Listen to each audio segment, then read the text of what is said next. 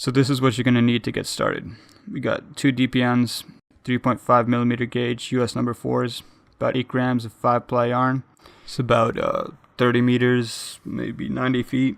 It's going to be plenty. Let's begin square one. 3.5 gauge needles are the only needles we'll be using in this course. If you do not have them yet, try to acquire them. Just use whatever you have on hand. We'll be using a long tail cast on. Click the link for a good description. And I really do hope that you watch that video, because I will now demonstrate some of the common pitfalls that can occur if you misunderstand some of the finer points of this technique. So let's go ahead and get that straightened out right now. So we got our tail end here. This is twice as much as we need. We're going to make a slip knot the incorrect way. So let's just get rid of this needle so you can see. So we're going to hold the yarn like this, like we normally would. We're going to cross it over itself, 180-degree twist, like we normally would. But now, instead of grabbing the working yarn, we're going to grab this bottom piece, the tail end. Doing this is going to cause the slip knot to loosen while you're knitting, which honestly is not the end of the world. It's just a minor inconvenience. So let's begin. Place the needle through the slip knot, tighten the slip knot, and now you can see I'm placing the tail end over my index finger and the working yarn over my thumb. This is also technically incorrect, but just like the slip knot being backwards, you can also do this backwards and still get away with it. It just becomes a little less than optimal. But let's move ahead here and start casting on stitches using the long tail cast on method. The total stitch count is now 2, and we want a total of 24. If you did not take the time to watch the long tail cast on instructional video, I strongly suggest that you return to the second 22 and watch that video now to get a proper impression on how this should be done. Unless, of course, you've already acquired that information from other sources, in which case I'm wasting your precious time. So let's go ahead and skip ahead. Okay, that's 24 stitches, but let's count them out just to be sure. 2, 4, 6, 8, 10, 12, 14, 16, 18, 20, 22, 24. Okay, right on the money. Let's begin. First thing, identify the tail end. Isolate the tail end. Do not knit from the tail end. Avoid the tail end at all costs. The tail end is the enemy. This is your friend. This is the working yarn. Turn the work. Isolate the tail end. Keep it wide and clear. Now get into position with the working yarn around the pinky over the index. Notice the symbol, top left. It stands for slip stitch purlwise. You can click on this symbol and the symbols like it to get a more detailed description. This is the stitch. It is very straightforward. You move the right needle through from right to left into the stitch, and then you move that stitch off the left needle onto the right needle, noticing now that the slip knot is very loose because we did it incorrectly. Great, now we can move on to the knit stitch. The knit stitch is very important. The most important part of the knit stitch is that we realize that life is merely a game, and the goal of this game is to relax and have a good time. Yeah, but for real, you go at your own pace. Let's get back to business, and I'll show you this knit stitch. It goes like this, right? So maybe you're finding this frustrating because, like, oh man, I can't really understand what's going on. But that's what that symbol at the top left is for. If you ever get confused or you feel like things aren't really made clear, click that symbol at the top left, and it'll bring you to a more extensive, more detailed video regarding the subject at hand. So we started with one slip stitch, and we're going to end with a purl stitch. And we have a 24 stitch count. That means we're going to knit 22. So we're going to slip one, knit 22, and then we're going to purl one. And like, I don't expect you to go super fast, just take your time, relax. You got all the time in the world. Just pause this video whenever you feel like it, So here we are, we're almost there. We got 2 more knits, 3 more. And here's our purl. Okay. This is how you do a purl stitch. All right. You place the working yarn on top of the left needle. You go in behind the working yarn, and then through the loop from right to left. And then you're going to want to pluck that working yarn back through like this. right? But that's going to be really frustrating and hard in the beginning because it's going to be slipping. So a trick you can use is to apply tension down like so, and then force the needle back up through the loop, and that's going to make it slightly easier probably. But just check out the video and I'm sure you can get this. Okay, so that's one round complete. So all we do now is you hold the yarn just like that, you just turn the needle. You don't let go of the yarn, just turn the needle, and we do the exact same thing. We start with that slip stitch, we just slip one purlwise just like that. And the reason we're doing this, don't drop it. The reason we're doing this is it makes a much nicer edge if we purl the last stitch and slip the first stitch. And then we're just going to knit 22. Just go at whatever speed you feel comfortable with. This is going to take a while regardless. You can always pause the video, rewind the video, but just know that every round is a slip 1 purlwise, knit 22, and then a purl, and then you turn around and do it again. And it's very important that you relax, because a common mistake for new knitters is that they get stressed out and they knit too tight. And speaking of tight, you should check out my mixtape while you work, upon which I spit hot fiery raps. No, not really. It's just a collection of songs I like. I would never subject you, my knitting buddy, to the purgatory that is the 9-tiered inferno of my rap game. And that's another round finished. Okay, so we can just turn around and rinse and repeat. Make sure to count your stitches often to make sure you still have 24 at all times, no more, no less. And I want to show you something, might be helpful. So you see you have both the working yarn and the tail end on the same side. That means it's an even number of rounds, in this case 2. So let's just slip the first stitch, and we're going to knit 22 stitches.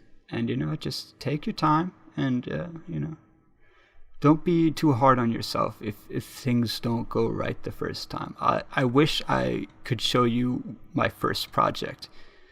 It was horrible. Slipped stitches, yarn overs where there shouldn't have been. I had a horrible time, but I stuck with it, and it pans out. You learn from your mistakes more than you learn from your successes. So, don't give yourself a hard time just because you're doing something difficult. And honestly, this is pretty difficult.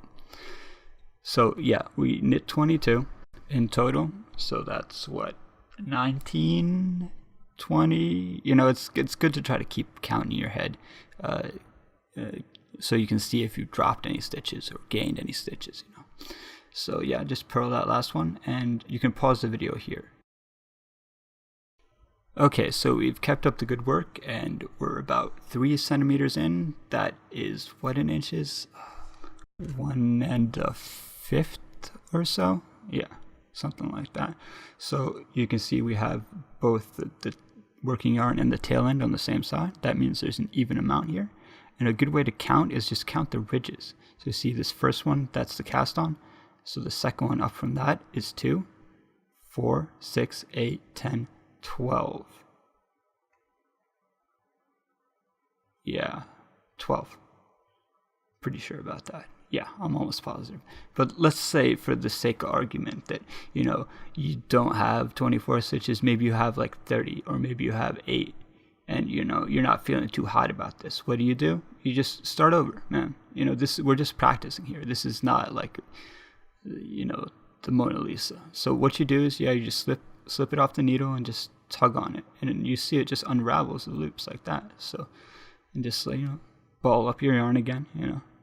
We're just practicing. It's not really a big deal. And at this point, you may be hearing that voice in the back of your head that's saying, man, like, maybe this isn't for me. This is kind of too difficult. And you can kind of justify reasons for not doing it. But what you need to do in that situation is to ignore that voice. It is not going to help you. All right. What is going to help you is your drive and your desire to learn something cool and new, and enter the vast and amazing world of knitting, which is highly recommended by me. So let's start again. This time, make sure that you cast on correctly. You can go back to second 22 and rewatch that long tail cast on, or you can go to my channel and find it there. But anyway, get back into it. Here we are at like halfway through, right? So it's about 5 centimeters, which is 2 inches, and we want to make a 4x4 inch square, which is a 10 by 10 centimeter square. So we can count our ridges here. So that's the cast on down there, and each ridge is 2 rows. So let's 1, 2, 4, 6, 8, 10, 12, 14, 16, 18, 20. Okay, so halfway is 20. So you're gonna want around 40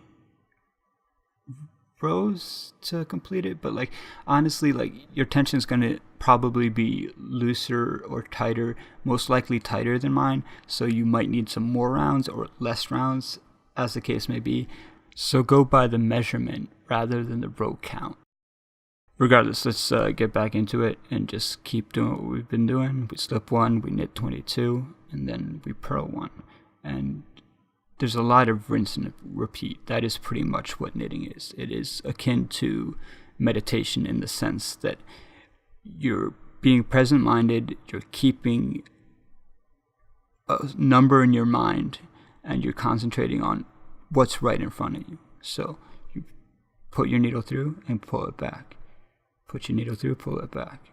Put your needle through, pull it back. And at the same time, you're keeping count of the stitches in your mind. 18, 19, 20, 21, 22 knit stitches, and then 1 purl. So this is actually incredibly good for your cognitive abilities and your ability to keep a presence of mind. But you don't have to keep count at all times in your mind. It's good enough to just count over your stitches every once in a while and just make sure you're not, dropping an obscene amount or adding unwanted stitches. But let's just continue as we mean to go on. We slip 1 and we knit. And the method we're using, for your information, if you weren't aware, is what the Anglo-Saxons refer to as continental. Around here, it's merely knitting. It's the only method. Because the Anglo-Saxon method, or the right-handed method, is, I wouldn't say inferior, but let's just say I've seen people use the Anglo-Saxon method very effectively with great dexterity and amazing speed. But the average knitter that's using their right hand is going to be slower than the average knitter that's using their left hand to control the yarn. Because you're seeing, we have these very tight, small, minimalistic motions, and we're not wasting any energy or time, like dropping the needles. And, even when we purl like this, we don't have to drop our work and, stall before we can execute a motion. Okay, so here we are, and, at this point, I'm willing to call this done. Let's not get too caught up and uptight about it. This is our first project, and we're just really trying to grasp the concepts more than we are trying to make the perfect 10 centimeter. It's a little shy of 10 centimeters. It's not exactly 40 rounds, but it's close enough that I'm willing to be happy with it.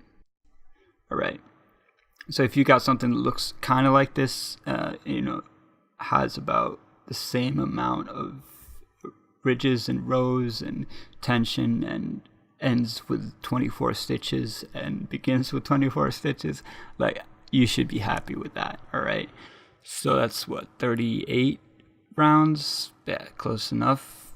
I could do 2 more, but yes, whatever. It's time to bind off. I'm gonna show you a pretty popular method of a loose kind of bind off here. So the first thing you do is you slip a stitch, and then we do the yarn over. So you can click top left to see a description of the yarn over, but it's really simple. It's just like this. You bring the yarn in front and then back over the right needle. Wow, great example, right? The first one is always the hardest. So now we knit 1. And what you want to do is you want to pass that yarn over, up and over that knit stitch you just made without dropping the knit stitch. Keep the knit stitch on the right needle and drop the yarn over, and then take that first slip stitch and then drop that over that knit as well. Be very careful not to drop the knit. It's very important. Okay, just do it again. Yarn over, just like that. It's very straightforward. Just place it over, knit stitch, then you pass the yarn over the knit stitch. Use your index finger to control that knit stitch and make sure it doesn't disappear into the void. And then just drop that last knit stitch over the new knit stitch, so you're just moving along, dropping stitches over the new knit stitch, right? And that yarn over is really just there to give you a little bit of extra slack. It's what people may refer to as a stretchy bind off, but what it really means is just a loose bind off. It's got a lot of slack versus a tight bind off, a non-stretchy bind off. So yeah, the naming convention in knitting is all over the place, but once again, let's just reiterate what we're doing here. Okay, so we have this is what it's supposed to look like, right? So we have this yarn over, and then we do a knit, then we pass the yarn over that knit, and then we move that first knit over that knit. And that's all there is to the bind off. Just keep repeating that. And the naming convention, it's fascinating, really, because the way it works in the same sense that, anything gets named. Like take stars or comets, the first person to see one or to observe it gets to decide what the name is, So then in that sense, you get all these like number strings, and some of them have like girls' names, like Haley's Comet. And like if someone's sitting in a room, in their living room, making a pattern, right?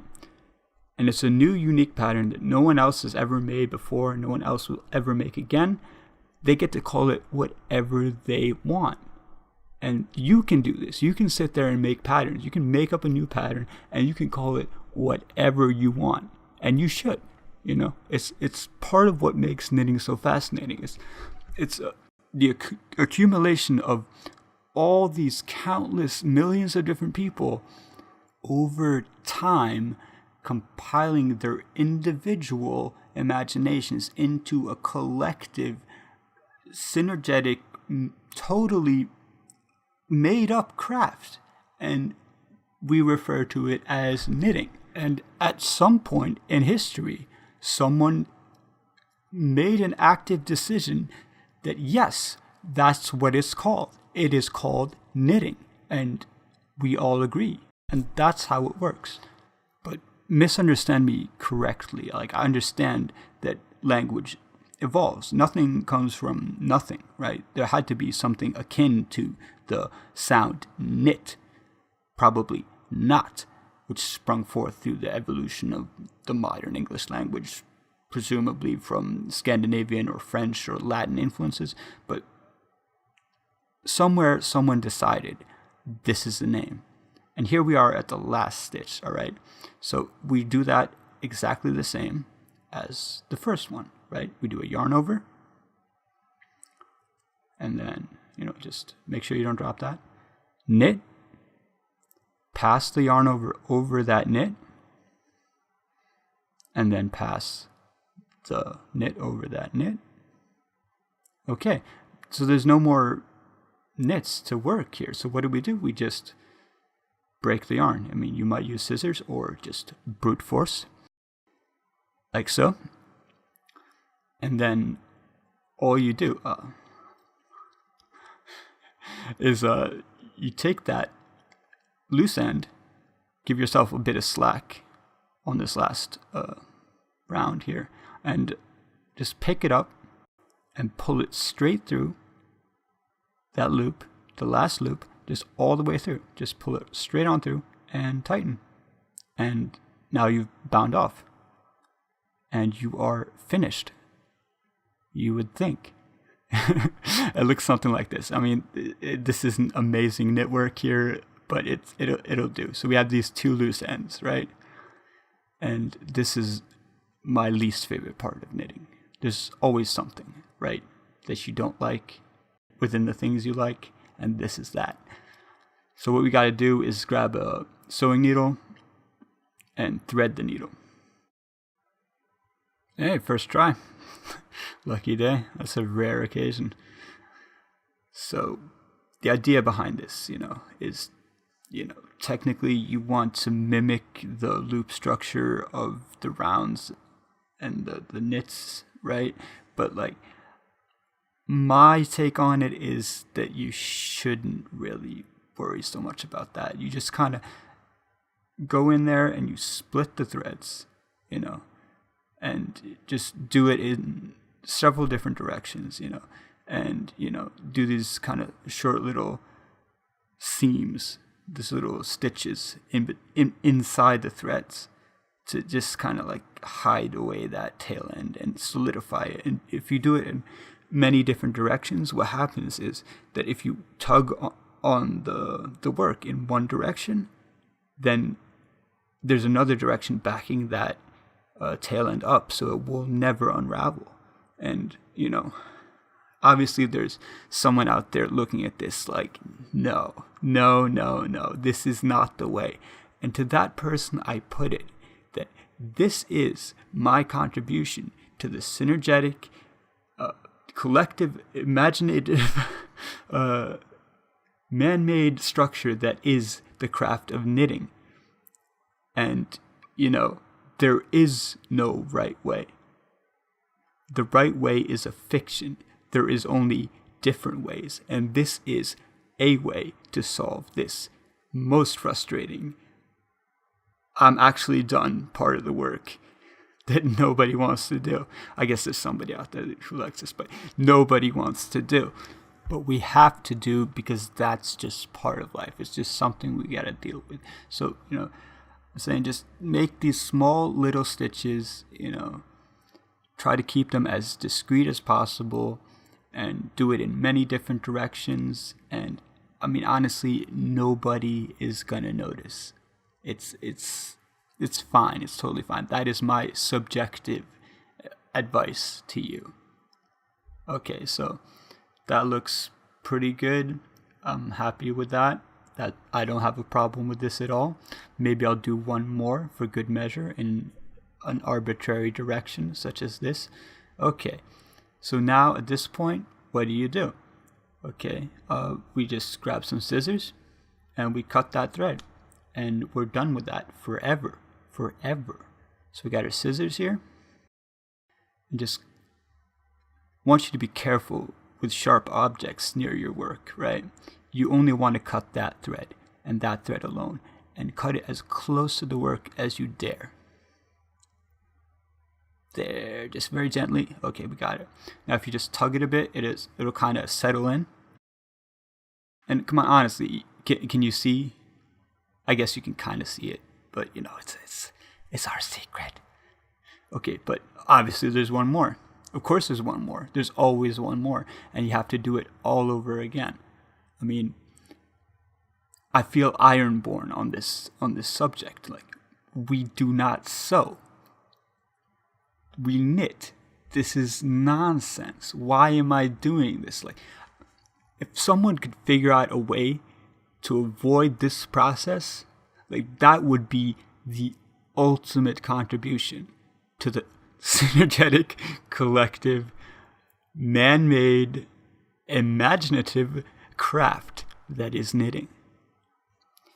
So I don't know what else to tell you at this point. We should be done with this tutorial. It should be over, but instead we're doing this. So to pass the time, let me put you in an idea. I mean, I don't mean to mess with your head here, but a phrase, a knit is a purl. So what do I mean by that? When you make a knit stitch, you knit all across the row, and then you flip it around and you look at the work. You see that all those knits are purls all of a sudden. So think about it like this: two sides of the same coin. One side's a knit, the other a purl. And we're going to cover this in the next lesson, square number 2. So yeah, I mean, that's probably good enough. Has to be good enough. Let's just cut that thread off. And be careful. There we go. Looks like that. Can't really see it. That's fine. It's not the Taj Mahal of knitting, but it's a start. It's a start. Okay. I'll see you next time. Oh, and if you have any questions, don't hesitate to ask. I'll do my best to answer them for you.